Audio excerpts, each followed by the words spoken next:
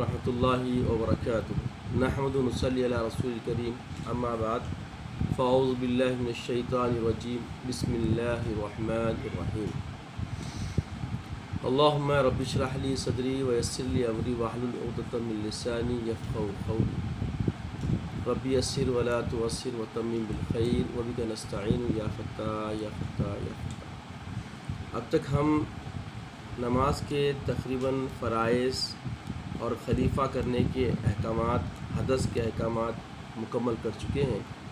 آج سے ہم مفسدات نماز کا بیان شروع کریں گے، جس کے اندر نماز کن چیزوں سے ٹوٹتی ہے اور نماز ٹوٹنے کے وجوہات و علتیں کتنی ہیں، کیا کیا ہیں۔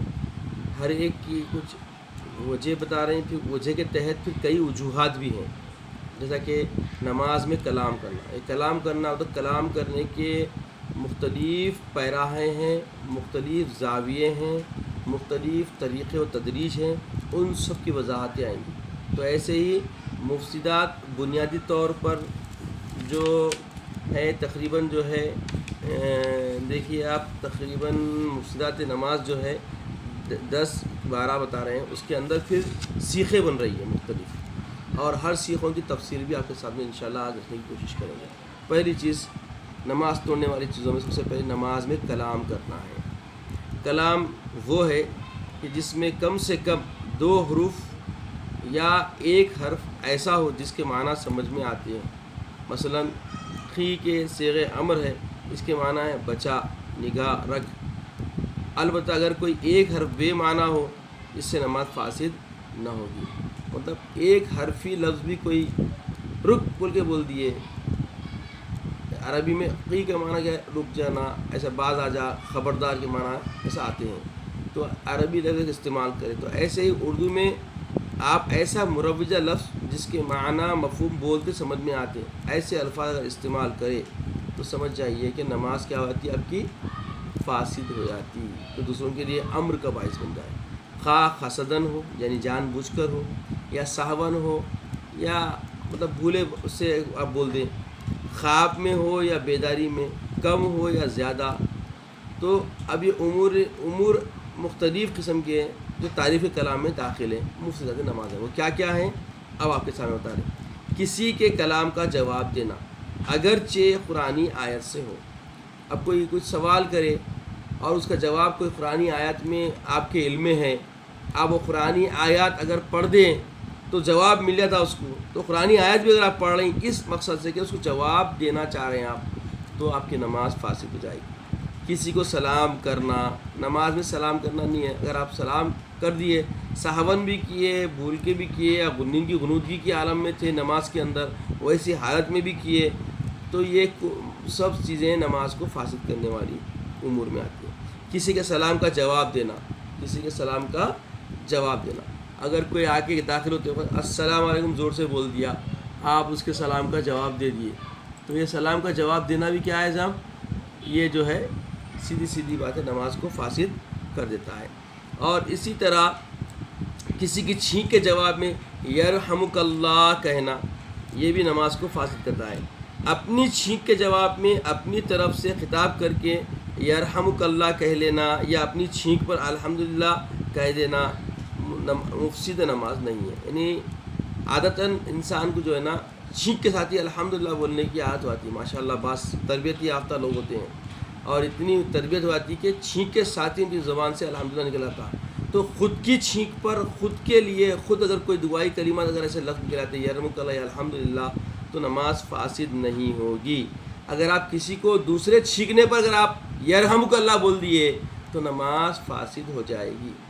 بے ساختہ اپنی زبان سے اپنی چھینک پر اپنے لیے کوئی دعا نکل آئے، یاد رکھیں، لفظ کو غور کریں اور اس کو کوٹ کریں، اپنے لیے اپنی زبان سے۔ یہ سوال اس سے پہلے بھی کوئی کیے تھے، تو میں وہی بول رہا تھا کہ تفصیلی جواب آئیں گا انشاءاللہ۔ الحمدللہ آج وہ آ گیا مفسد نماز کا بیان۔ تو اگر آپ اپنی چھینک پر منہ سے ایک دم بے ساختہ الحمدللہ نکلتا ہے اپنی چھینک پر، یاد رکھیں، تو کوئی مذائقہ نہیں ہے، نماز نہیں ٹوٹے گی اس کی۔ یہی اگر کوئی دوسرا چھینکا، اگر آپ یرحمک اللہ یا الحمدللہ منہ سے بول دیں اس کی دعا کے لیے، اس کے خیر کے لیے، تو دوسرے کی چھینک پہ بولیں گے تو نماز فاسد ہو جائے گی، یہ ذہن میں رکھ لیں۔ اس کے بعد بھی بتایا گیا اچھی خبر سن کر الحمدللہ کہنا. آپ نماز میں کوئی بڑی کامیابی کی خبر آ گئی کہ بھئی راستے میں آ رہے تھے، ایک تھیلا جو نا بھر کے 1 کروڑ روپیہ مل گیا، کوئی خوشخبری سننے میں آ گئی، منہ سے الحمدللہ نکل گیا، سمجھیے نماز فاسد ہوا ہے. ایگزامپل دے رہا ہوں بھائی، ضروری نہیں ہے کہ دولت کا مل جانا آج سے، کیونکہ لاک ڈاؤن کے اندر لوگ پیسوں کے پیچھے بہت فکر مند ہو گئے ہیں، ہے نا، تو اس لیے میں بول دیا. بری خبر سن کر کوئی کورونا وائرس سے کوئی مر گیا بول کے کوئی بول دیا آ کے فوری، اب نماز میں اب منہ سے نکل گیا انا للہ و انا راجعون کہہ دیا، نماز فاسد ہو جائے گی. کسی خبر تعجب پر سبحان اللہ یا لا الہ الا اللہ کہنا، یہ بھی نماز کو فاسد کرنے کے امور میں آتا ہے، ذیل میں آتا ہے. کسی درد یا مصیبت وغیرہ پر آہ یا اوف یا اف کہنا، یعنی اب آپ نماز میں ہیں، کوئی سمجھیے جیسا آج کل سلفی لوگ پیر پہ پیر رکھ کے دبا دے رہے ہیں، بابا ایک دم بس نازک لوگ رہتے ہیں، لگڑ گیا ارے اللہ ہو گیا، منہ سے نکل گیا، اف نکل گیا ارے، تو سمجھ آئیے نماز فاسد ہوا. کسی درد یا مصیبت کے باعث رونا ایسی آواز سے کہ حروف پیدا ہوں، یعنی یہاں پہ ایک واضح امر یہ ہے، اگر صرف آنسو نکلے کوئی مذائقہ نہیں، آنسو کے علاوہ آواز نکلے، آواز اگر نکل گئی تو نماز مفسد ہو جائے گی، نماز ٹوٹ جائے گی. آواز نہیں نکلی اور روئے جا رہے ہیں، آنسو بہہ رہے ہیں، نماز مفسد نہیں ہوگی. آنسو خالی نہیں کر رہے، آوازیں نہیں کر رہی، بلکہ آوازیں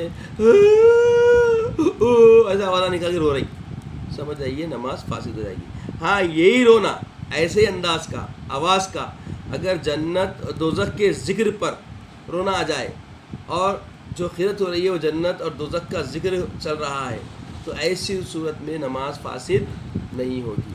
یعنی قرآن کی آیتیں جو ہے وعید ہے اور دوزخ کا ذکر چل رہا ہے جس میں خشیت پیدا ہو رہی ہے، یا جنت کا ذکر چل رہا ہے جس میں جو ہے نا آرزویں طمع ہو رہی ہے، تو یہ جو معاملہ ہے جنت دوزخ کے تذکرے پہ اگر کوئی روتا ہے اور اس میں آواز بھی نکل آتی ہے، نماز فاسد نہیں ہوگی.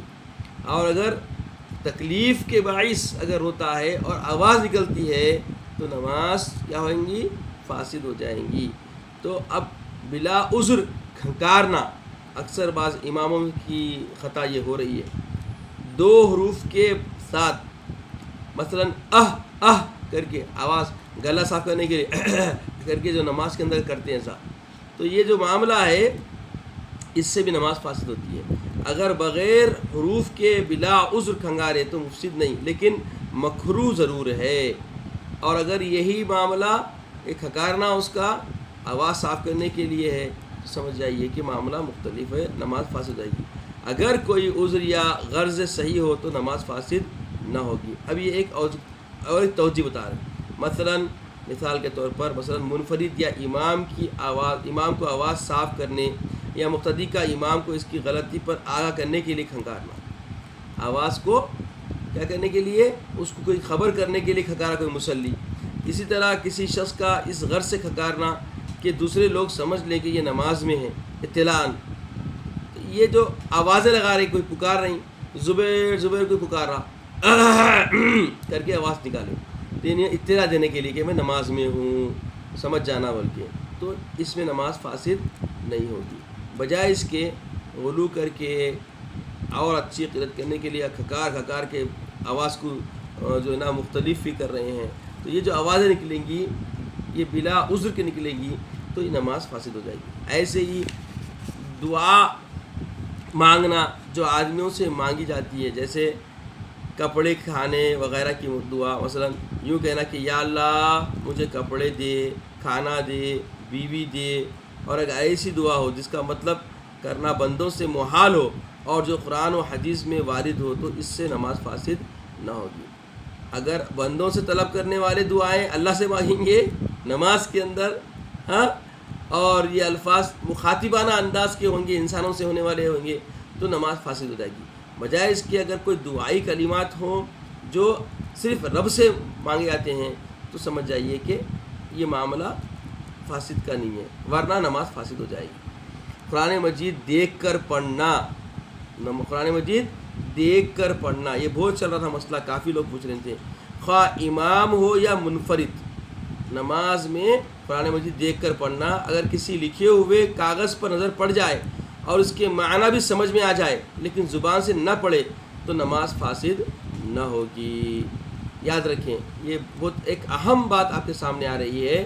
اگر کسی اکثر مسجد میں جو ہے نا دیواروں پہ وہاں پہ کچھ اعلانات وغیرہ نمازوں کے سامنے نمازی کے سامنے لا کے لوگوں لگائے تھے, تو بول رہے ہیں کہ اگر کسی لکھے ہوئے کاغذ پر نظر پڑ جائے اور اس کے معنی سمجھ میں آ جائے لیکن زبان سے نہ پڑھے تو نماز فاسد نہ ہوگی. اگر زبان سے پڑھ دیا ادا کر دیا اور اگر سے سرگوشی میں ادا کیا جو خود کو سنیا یا ایسا پڑھا تو بھی نماز فاسد ہو جائے گی.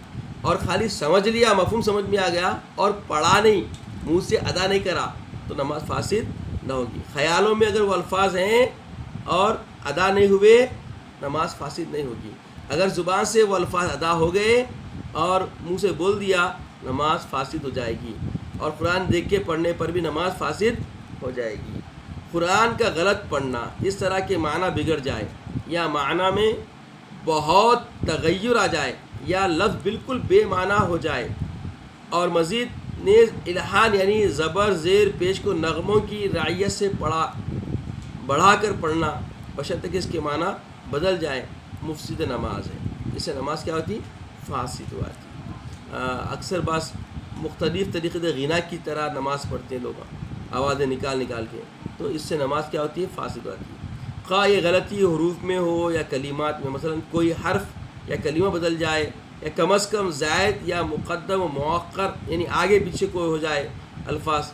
اعراب زبر زیر پیش میں غلطی کرنا کسی طرح مفسد نماز نہیں ہے, کیونکہ اکثر آدمی اعراب کی تمیز نہیں کر سکتے. نیز جن حروف میں مشکل سے فرق معلوم ہوتا ہو, مثلا صاد اور سین کا فرق وغیرہ, اس حرف کو تبدیلی یعنی صاد کی جگہ سین پڑھنا مفسد نماز نہیں ہے. تجوید سے واقف نہیں ہے تو اس کے لیے بھی مناسب نہیں ہے, کیونکہ معنی اگر بدل گئے تو پھر سمجھے نماز فاسد ہو جاتی ہے. بشرطے کہ حروف میں تمیز نہ کر سکے یا صحیح ادا کرنے پر قادر نہ ہو, یہ عذر بنے اس کا, کیا صحیح ادا کرنے پہ وہ قادر نہ ہو, تجوید سے واقف نہ ہو, اور اگر باوجود قدرت کے دانستہ تبدیل کر دے تو نماز فاسد ہو جائے گی. یعنی تجوید کا علم رکھنے والا ہے, صاد اور سین کا فرق جانتا ہے, تو اور تا کا فرق جانتا ہے, ذال اور زا کا فرق جانتا ہے, واد اور ضا کا فرق جانتا ہے. تو یہ فرق کی تمیز جس کو ہے, صفات اور مقارن سے جو واقف ہے وہ قطع کرتا ہے تو نماز فاسد ہوگی. اور اگر یہی قطع اگر لا علمی میں کوئی تجوید جاننے والا نہیں ہے کر دیتا ہے تو نماز فاسد نہیں ہوگی. تو جو لوگ اب یہ سوچیں گے اچھا ہے وہ تجوید نہیں پڑھنا, تجوید پڑھے تو نماز فاسد نہیں سوچ رہے ہیں, تو وہ اور بڑے گناہ گار ہیں. یاد رکھیں.